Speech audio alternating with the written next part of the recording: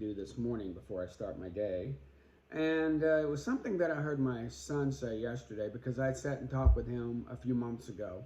He was feeling despondent. I mean, this economy has got a lot of people down, especially some of our younger people who don't know how to get any traction. I mean, what career do you pick? Do you marry this person or not? And what if that doesn't work out? There's a lot of pressures. And they kind of feel like, and I can feel their pain, is that you don't get a lot of cards to play. You play the wrong card, you can't back up as easily. Those of us that lived in the 80s and 90s, I could back up all the time. I could date and not date and go back and forth and try a job, try this, try that. I didn't have to go too far down the road, but here the investment is so big. You know, you almost have to have a BA in something just to see if you like it, and that's difficult. But I was using the Bible for an example with them, and there were some of these guys in the Bible we don't know much about. That some of my new best friends like Benaniah, and some of these others that you never hear about. There's a Micah that you hear about, but my new one. Well, this is a new one because I knew this when I was telling him about this guy. This guy's name is Bezaleel, and Bezaleel lived at the time of Moses. And so here's my story, and here's a picture, and this isn't of him. I just brought up an AI picture for fun. And also, he lived at the time of Moses, at the time when Moses was carrying the children of Israel were going from the Red Sea, that part of the story, to the Promised Land. And he was giving them all how to build the temple and how to build the Ark Covenant, how to build the Ark of the Covenant, how to build the spoons and the labels and all these kind of things. And so what happens is there's a lot of intricacy here of what needs to happen, plus the weaving of the tapestries when it comes to building the curtains that go across. A lot of building of the loops and things that needs to happen. So a lot of intricacies, and Moses is probably going, I used to be a shepherd for most of my life. For the first 40 years I was a prince, and I studied things, and then I became a shepherd, didn't do much but follow sheep around.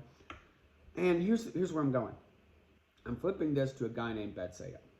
Now, I'm going to presume some things that are not in Scripture, and I'm going to kind of lean there a little bit. I don't often do this, but this kind of actually works. Imagine a guy who lived in Egypt, and he's one of the slaves, and maybe he works with gold and silver and brass, and he makes all kinds of intricacies for the Egyptians. He's a craftsman. He learns all these intricate tools and the ways to create the moldings and to work with the brass and work with the gold and create all these fine things for the Egyptians.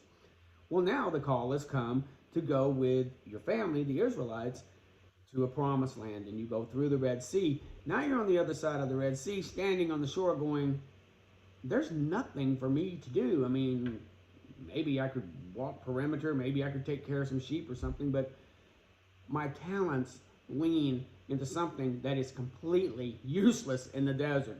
Completely useless. There's nothing for me to do here, for my trade, for my talent, to bring forth my talent. And he's just following the crowd, of a few million people, 100,000 people or so are walking to the Promised Land. And he's going through that with them. And then he's just kind of doing what he can do. And then here's the scripture in Exodus where God is telling Moses that here's what I want done and here's what I want done. And I can just hear Moses going gulp, gulp, and double gulp. And he goes, that's okay. I've already got a guy lined up. And he's right over there. Let me get my finger up there. He's right over there. Bezaleel. He even calls him by name. He and this other guy.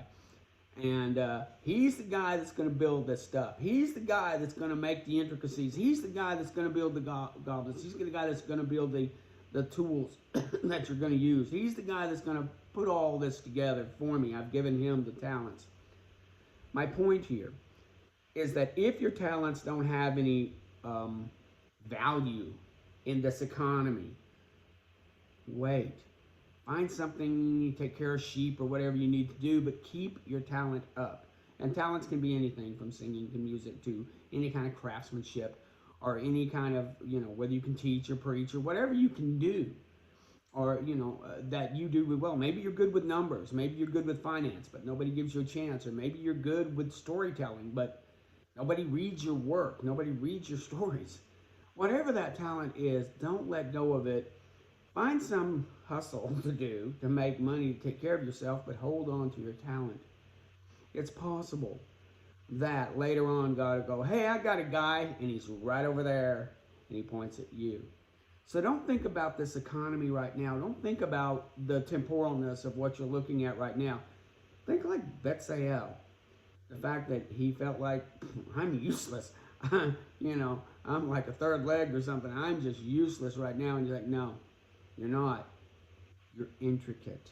It's possible you will be intricate, but go take care of some sheep, walk perimeter, do what you need to do to take care of the hustle, to take care of life. But hold on to that special talent, whatever it is, and keep honing it.